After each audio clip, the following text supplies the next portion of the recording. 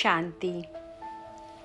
আজকের মুরলির তারিখ 12 ডিসেম্বর 2020, প্রাত মুরলি মধুবন। আজকের মুরলির কিছু মুখ্য বিষয়কে আমরা জেনে নেব। মিষ্টি সন্তানেরা, নিজের ভাগ্য উচ্চ বানাতে হলে যে কোনো ব্যক্তির সাথে কথা বলতে থেকে তাকে দেখেও বুদ্ধির যোগ এক বাবার সাথে লাগাও।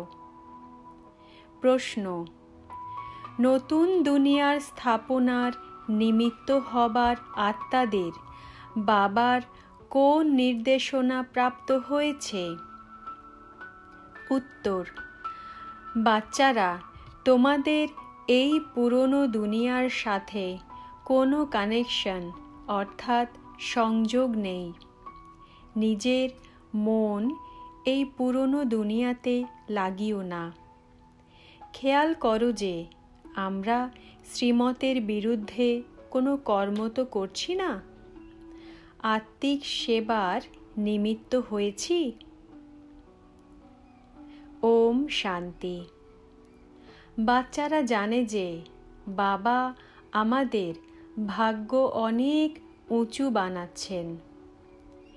এখন আমাদের বাবাকে স্মরণ করতে হবে আর দৈবী গুণ ধারণ করতে হবে।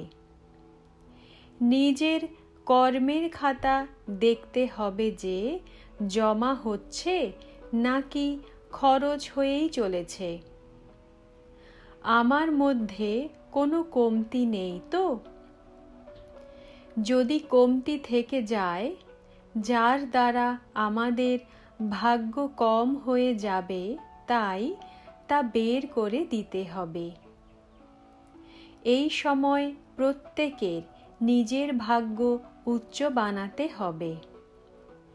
তোমরা তো বোঝাও যে আমরা এই লক্ষ্মী নারায়ণ হতে পারি যদি এক বাবা ছাড়া অন্য কাউকে স্মরণ না করি। তাহলে কারো সাথে কথা বলতে তাকে দেখেও বুদ্ধির যোগ যেন এক বাবার সাথে জুড়ে থাকে। আমাদের আত্মাদের এক বাবাকেই স্মরণ করতে হবে। বাবার আদেশ প্রাপ্ত হয়েছে, অন্য কারো সাথে নিজের মনকে যুক্ত করো না আর দৈবী গুণ ধারণ করো। বাবা বোঝান যে তোমাদের এখন 84 জন্ম সম্পূর্ণ হয়েছে। এখন আবার তোমরা গিয়ে রাজত্বের প্রথম নম্বর নাও। এমন যেন না হয় যে রাজার পদ থেকে নিচে নেমে প্রজাতে চলে যাও বা প্রজার মধ্যেও নিচে চলে যাও না। নিজের চেক করো। এ বাবা ছাড়া কেউ বোঝাতে পারে না। বাবাকে, শিক্ষককে স্মরণে রাখলে ভয় থাকবে। এমন যেন না হয় যে শাস্তি ভোগ করতে হয়। ভক্তি মার্গেও বুঝতে পারে যে পাপ কর্ম করলে শাস্তি পেতে হবে। বড় বাবা অর্থাৎ শিব বাবার ডাইরেকশন বা নির্দেশনা তো এখনই প্রাপ্ত হয়, যাকে শ্রীমত বলা হয়। বাচ্চারা জানে যে শ্রীমত দ্বারা আমরা শ্রেষ্ঠ তৈরি হই। নিজেকে দেখো, শ্রীমত বিরুদ্ধ কোনো কর্ম করছি না তো? যে ব্যাপার ভালো না সে কর্ম করা উচিত নয়। ভালো খারাপ তো এখন বুঝতে পারো, আগে বুঝতে না। এখন তোমরা এমন কর্ম শিখছো যে পরবর্তী জন্ম জন্মান্তরের কর্ম অকর্ম হয়ে যায়। এই সময় তো সবার মধ্যে 5 ভূতের প্রবেশ রয়েছে, অর্থাৎ 5 বিকার। এখন খুব ভালোভাবে পুরুষার্থ করে কর্মাতীত হতে হবে। দৈবী গুণও ধারণ করতে হবে। সময় অনেক নাজুক বা দুর্বল হয়ে চলেছে। দুনিয়া আরও খারাপ হয়ে চলেছে। দিন প্রতিদিন আরও খারাপ হতেই থাকবে। এই দুনিয়ার সাথে তোমাদের যেন কোনো যোগসূত্রই নেই। তোমাদের যোগসূত্র রয়েছে নতুন দুনিয়ার সাথে, যার স্থাপনা হচ্ছে। তোমরা জানো যে আমরা নিমিত্ত হই নতুন দুনিয়ার স্থাপনা করতে। তোমাদের যে লক্ষ্য ও উদ্দেশ্য রয়েছে তাদের মতো হতে হবে। কোনো অবগুণ যেন ভিতরে না থাকে। আত্মিক সেবায় লেগে থাকলে অনেক উন্নতি হয়। মানুষদের তো জানা নেই যে এখন সঙ্গম যুগ। স্থাপনা হয় সঙ্গমেই। নতুন দুনিয়ার স্থাপনা আর পুরনো দুনিয়ার বিনাশ। বাবা এসে বাচ্চাদের দিয়ে নতুন দুনিয়ার উদ্ঘাটন করান। একা তো করবেন না, সব বাচ্চাদের সাহায্য নেন। তোমরা ব্রাহ্মণরা সাহায্যকারী হও। পতিত দুনিয়াকে পাবন বানানো এ তো বাবারই কাজ। ভক্তিমার্গে তাকে ডেকে থাকে, হে পতিত পাবন এসো। শিবের পুজো করে, কিন্তু এটা জানে না যে পতিত পাবন কে। দুঃখে স্মরণ তো করে, হে ভগবান, হে রাম। রাম ও নিরাকারকেই বলা হয়। নিরাকারকেই উচ্চ ভগবান বলা হয়। তোমরা এখন ড্রামার আদি মধ্য অন্তকে জানো, তাও নম্বর অনুযায়ী। যে জানে সে অনেক খুশিতে থাকে। অন্যদেরও রাস্তা বলে দিতে তৎপর থাকে। বাবা বলেন যে মায়া এমন যে মুহূর্তে মুহূর্তে ঘুম পাড়িয়ে দেয়। আমি সদর্শন চক্রধারী এও ভুলে যায়। মায়া অনেক বিরোধিতা করে। তোমরা যুদ্ধের ময়দানে রয়েছ।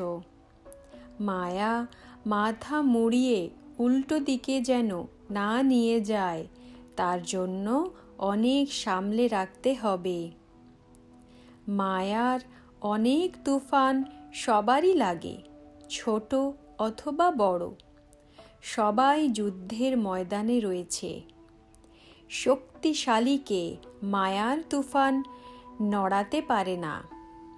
সে অবস্থাও আসবে। মূল কথা হলো বাবাকে স্মরণ করো।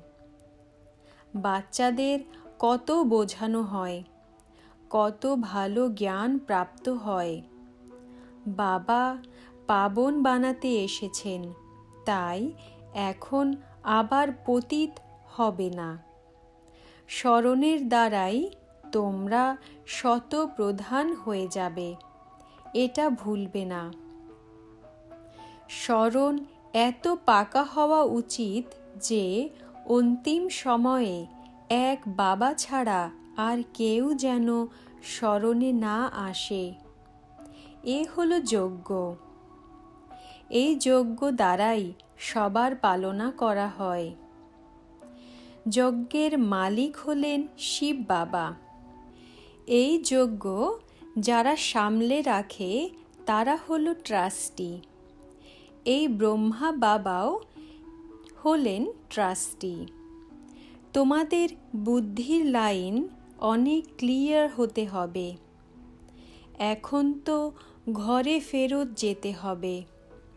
সময় অনেক অল্প রয়েছে, এই জন্য স্মরণের যাত্রা যেন পাকা থাকে।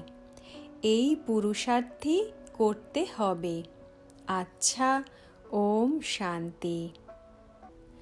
ধারণার জন্য মুখ্য সার: 1. নিজের উন্নতির জন্য আত্মিক সেবায় নিযুক্ত থাকতে হবে। যে জ্ঞান রত্ন প্রাপ্ত হয়েছে তা ধারণ করে অন্যকে করাতে হবে।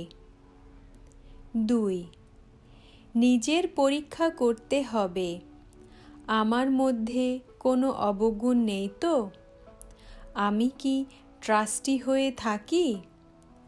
আমি কখনো কি নুন জল হয়ে যাই, অর্থাৎ আমার মন, বচন ও কর্ম কি লবণাক্ত?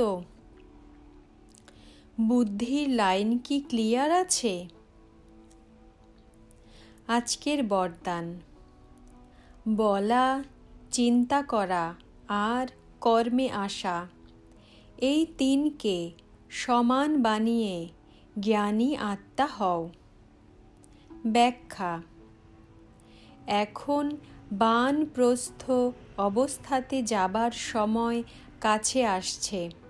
এই জন্য দুর্বলতার আমিত্বভাবকে বা ব্যর্থ খেলাকে সমাপ্ত করে বলা, চিন্তা করা আর কর্মে আসা সমান বানাও।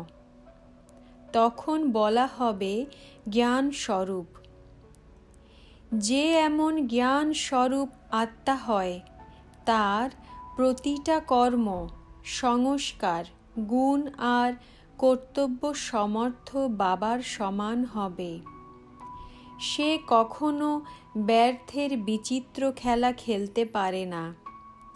সদা পরমাত্ম মিলনের খেলায় ব্যস্ত থাকবে। এক বাবার সাথে মিলন উদযাপন করবে আর অন্যকে বাবা সমান বানাবে। আজকের স্লোগান: সেবার উৎসাহ ছোট ছোট অসুস্থতা থেকে মুক্ত করে দেয়। এই জন্য সেবাতে সদা ব্যস্ত থাকো। সেবার উৎসাহ ছোট ছোট অসুস্থতা থেকে মুক্ত করে দেয়। এই জন্য সেবাতে সদা ব্যস্ত থাকো। ওম শান্তি, ওম শান্তি, ওম শান্তি।